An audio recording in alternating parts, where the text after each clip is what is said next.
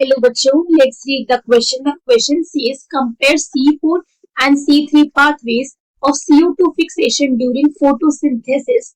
Give well-labeled diagram and schematic sketch of C4 pathways. तो यहाँ पे हमसे क्वेश्चन में बोला गया कि C4 पाथवे और C3 पाथवे जिसमें कार्बन फिक्सेशन हो रहा है, CO2 फिक्सेशन, उसको बताना है. उसके साथ साथ हमें एक well-labelled diagram schematic sketch draw करना है किसका, C4 पाथवे का. सो क्वेश्चन स्टार्ट करते हैं हमारा. सबसे पहले हम क्वेश्चन को सॉल्व करने का की कॉन्सेप्ट देखेंगे. की कॉन्सेप्ट. सो क्वेश्चन को सॉल्व करने का की कॉन्सेप्ट क्या है हमारा, कि हमें बेसिकली डिफरेंस पता होना चाहिए C4 पाथवे के बीच में. C4 पाथवे वर्सेस हमें यहाँ पे क्या पता होना चाहिए C3 पाथवे. कि दोनों ही दो लोग के जो हमारे पाथवे है इनमें कार्बन फिक्सेशन को लेकर क्या मेजर यहाँ पे जो है डिफरेंस होता है. सो क्वेश्चन स्टार्ट करते हैं हमारा. सबसे पहले अगर हम C4 पाथवे से स्टार्ट करें तो यहाँ पे जो मेन पॉइंट होते हैं कि यहाँ पे जो प्राइमरी एक्सेप्टर होता है CO2 का वो क्या होता है. So primary acceptor of CO2, because primary acceptor सबसे पहले CO2 का जो यहाँ पे मॉलिक्यूल होगा जो हम एटमॉस्फेयर से ट्रैप करेंगे उसको पकड़ कौन रहा है, वो होता है दैट इज पेप. क्या है, अपने आप में पेप होता है. और पेप अपने आप में क्या है, 3 कार्बन का कंपाउंड है. मगर हम यही बात करें किसके अंदर, C3 पाथवे के अंदर, तो यहाँ पे जो हमारा प्राइमरी एक्सेप्टर है, प्राइमरी एक्सेप्टर जो होता है यहाँ पे किसका, CO2 का, उसी CO2 का जिसको हमें ट्रैप करना था, वो क्या होता है, वो यहाँ पे पेप नहीं होता है, इस रूप पेप. क्या है, अपने आप में रूप पेप होता है जो अपने आप में क्या है, एक 5 कार्बन का कंपाउंड होता है. ठीक है, तो मेजर डिफरेंस आपको दिखा है कि यहाँ पे सेकेंड पॉइंट अगर हम यहाँ पे देखिए कि अब सेकेंड डिफरेंस क्या है, तो जो आपको यहाँ पे C4 पाथवे की बात करें तो जो फर्स्ट यहाँ पे स्टेबल कंपाउंड होता है, फर्स्ट स्टेबल प्रोडक्ट जो यहाँ पे फॉर्म होता है C4 पाथवे के अंदर, वो क्या होता है, that is oxalo acetic acid. क्या है वो, ऑक्सैलो एसिटिक एसिड होता है फर्स्ट स्टेबल प्रोडक्ट. कितने कार्बन का होता है, 4 कार्बन का होता है. मगर अब यही C3 पाथवे के अंदर देखें तो जो फर्स्ट स्टेबल कंपाउंड है, फर्स्ट स्टेबल जो यहाँ पे प्रोडक्ट बना है वो क्या है, दैट इज 3 फॉस्फोग्लिसरेट. क्या है, 3 फॉस्फोग्लिसरेट. ठीक है, 3 फॉस्फोग्लिसरेट यहाँ पे फर्स्ट वो स्टेबल कंपाउंड है जो यहाँ पे फॉर्म हुआ है, फॉस्फोग्लिसरेट. कितने कार्बन का होता है, 3 कार्बन का होता है. नेक्स्ट अगर हम यहाँ पे अनदर डिफरेंस की बात करें तो जो ये हमारी पूरी की पूरी प्रोसेस होती है हमारी कार्बन फिक्सेशन की, C4 प्लांट में ये कहाँ पे हो रही है, ये हो रही है मीसोफिल सेल्स में. ठीक है, ऑकर इन मीसोफिल सेल्स जो होते हैं वहां हो रही है, साथ साथ में ये हो रही है बंडल शीट सेल्स के अंदर भी. ठीक है, mesophyll and bundle sheath cells के अंदर होती है पूरी की पूरी हमारी रिएक्शन. ठीक है, कार्बन फिक्सेशन वाली. और यही अगर हम बात करें C3 के अंदर, वहां पे कहाँ पे हो रही है, सो वहां पे सिर्फ और सिर्फ मीसोफिल्स के अंदर होती है, बंडल शीट वहां पे प्रेजेंस नहीं होती. सो ऑकर इन मीसोफिल सेल्स, वहां पे सिर्फ और सिर्फ मीसोफिल सेल्स के अंदर आपको CO2 फिक्सेशन दिखेगी. अनदर पॉइंट अगर हम यहाँ पे डिफरेंस का यहाँ पे बोले तो जो C4 हमारी साइकिल होती है, C4 हमारा जो पाथवे होता है, वहां पे कार्बन फिक्सेशन की प्रोसेस जो होती है वो फास्टर होती है, फास्टर प्रोसेस जल्दी जल्दी हो जाती है वहां पे. और यही यहाँ पे अगर हम बात करें C3 प्लांट की तो यहाँ पे जो पूरी प्रोसेस है this is a slower process. कैसी है, स्लोअर प्रोसेस, धीरे धीरे इसका जो है वो काम चलता है. एक और जो मेजर डिफरेंस यहाँ पे आपको देखने को मिलेगा, फिफ्थ जिसको हम यहाँ पे पॉइंट बोल सकते हैं, यहाँ पे लिख लेते हैं, दैट इज कि यहाँ पे पूरी की पूरी जो है हमें कार्बन फिक्सेशन होगी, यहाँ पे 3 ATP यूज होते हैं. ओके, सो 3 ATP कंज्यूम, 3 ATP का यहाँ पे क्या हो जाता है, कंज्यूम्ड हो जाते हैं एक कार्बन को फिक्स करने में. ठीक है, एट फिक्स ऑफ 1 CO2, एक CO2 को फिक्स करने में यहाँ पे कितने कार्बन लगे, 3 कार्बन, 3 ATP लगे. मतलब यही बात करें C3 पाथवे में तो वहां पे 2 ATP यूज होती है, 2 ATP फॉर 1 CO2. एक CO2 को मॉलिक्यूल को फिक्स करने में सिर्फ और सिर्फ कितने, 2 ATP का यहाँ पे यूज होते हैं. तो यहाँ पे आपको डिफरेंस पता चल गया.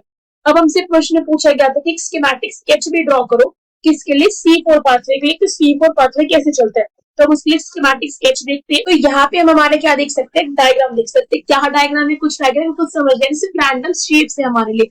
अब समझेंगे कि यहाँ पे बेसिकली हो क्या रहा है. तो सबसे पहले ये दोनों के दोनों जो हमारे सेल्स है ये कौन से सेल्स है, यही पता होना चाहिए. तो जो ऊपर वाला सेल है this is a mesophyll cell. कैसा सेल है ये हमारा, ये हमारा मीसोफिल सेल है.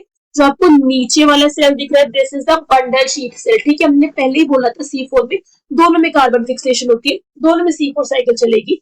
सो this is bundle sheath cell. एक बेसिक पॉइंट ये याद रखना है। तो अगर हमको CO2 को फिक्स करना है तो एटमॉस्फेयर से पहले तो CO2 को लेना ही पड़ेगा ना। तो सबसे पहले एटमॉस्फेरिक CO2 यहाँ पर आएगी। कहां से आ रही है? एटमॉस्फेयर से। तो सोर्स पता होना जरूरी है, एटमॉस्फेरिक CO2। जैसे ये CO2 हमारे न्यूट्रोफिल सेल्स के अंदर आएगी, हम क्या कर लेंगे, इसको ट्रैप कर लेते हैं। तो ये क्या हो जाता है, ये जो हमारी CO2 आई इसको कन्वर्ट कर दिया जाता है HCO3 माइनस के अंदर। ठीक है, इसके अंदर हमने कन्वर्ट करा, किसके साथ करा हमने इसको कन्वर्ट? फॉस्फोइनॉल पायरुवेट के साथ। किसके साथ? फॉस्फोइनॉल पायरुवेट के साथ मिलकर हमने इसको क्या करा, यहाँ पे ट्रैप कर लिया पायरुवेट। तो अब क्या हो चुकी है, फिक्स करवा दिया, ट्रैप करवा दिया। सो इसी प्रोसेस को बोला जाता है यहाँ पे फिक्सेशन। इसी को हमने क्या बोला, फिक्सेशन करा है कि भाई हमने जोड़ के रख दिया, बांध के रख दिया। हमारी CO2 का भी CO2 कहीं और हमारा लॉस नहीं हो सकता। ये पॉइंट आपको यहाँ पे ध्यान रखना होता है। अब जो हमारा फॉस्फोइनॉल पायरुवेट बना था, मतलब जो हमारा प्रेजेंट था, इसकी तो क्या हो जाती है, इसकी रीजनरेशन हो जाती है। बिकॉज इसको नेक्स्ट जो यहाँ पे हमारे CO2 का मॉलिक्यूल आएगा उसको भी ट्रैप करना है, उसका भी अंदर इसका काम होता है। तो अब ये जो हमारा फिक्सेशन हुआ है, तो यहाँ पे क्या बनी है, हमारी C4 एसिड बनी है। C4 एसिड कौन सी, जो हमारी ऑक्सैलो एसिटिक एसिड बनी थी अभी हमने बताया था। ऑक्सैलो एसिटिक एसिड बनी थी 4 कार्बन की, तो वही यहाँ पे फॉर्मेशन उसका होगा। आगे देखते आगे क्या होगा। C4 एसिड जैसी बनी, ये क्या करेगी, ये हमारी प्लाज्मोडेस्माटा की तरह जंक्शन दिख रहा है ना आपको, ये वाला, this is basically what, this is plasmodesmata. Plasmodesmata क्या होता है, सेल वॉल के बीच का जंक्शन होता है दो प्लांट सेल के। दैट मींस हमें यही पता चल गया कि ये आउटर वाला लेयर क्या है, दिस इज सेल वॉल। ये सेल वॉल है, और जो इनर वाली लेयर है ये क्या है, यहाँ पे प्लाज्मा मेम्ब्रेन है हमारी, दोनों सेल्स के, प्लाज्मा मेम्ब्रेन इनर वाला। ठीक है, अब जैसे प्लाज्मोडेस्माटा के थ्रू हमारा C4 acid that is oxalo acetic acid अंदर है, तो उसका क्या हो चुका है, यहाँ पे ट्रांसपोर्ट हो गया, अंदर आ गई, दिस इज बीइंग ट्रांसपोर्टेड। और जो यहाँ पे हमारा डीजनरेशन हुआ था किसका, फॉस्फोइनॉल पायरुवेट का, इसके साथ भी कुछ ना कुछ चेंजेस आएंगे, अभी देखेंगे। तो पहले ट्रांसपोर्ट होकर C4 एसिड जो है हमारी अंदर आ जाएगी, और इसका अब यहाँ पे क्या हो जाएगा, इसका हो जाएगा डीकार्बोक्सिलेशन। मतलब अब यहाँ से जो CO2 थे उसको रिमूवल करवा जाएगा, फिर यहाँ पे होता है डीकार्बोक्सिलेशन, और इसको कन्वर्ट करवा देते हैं C3 एसिड के अंदर। 4 कार्बन थे, एक चला जाएगा, एक चला गया क्या, CO2, एक CO2 का माइनस हुआ तो C3 एसिड बन गया। ठीक है, तो यहाँ पे CO2 जो था वो चला गया। अब ये जो CO2 है यहाँ पे हमारा, इसका क्या होता है, इसको यहाँ पे हम करवा लेते हैं फिक्सेशन बाय कैल्विन साइकिल। इसका क्या करवाया जाता है, fixation by Calvin cycle. Calvin cycle के थ्रू इस CO2 का जो यहाँ पे हमारे क्या करा, जो हमने यहाँ पे डीकार्बोक्सिलेशन की तरह रिमूव करवाया, उसको क्या करेंगे, हम उसको फिक्सेशन करवा देंगे।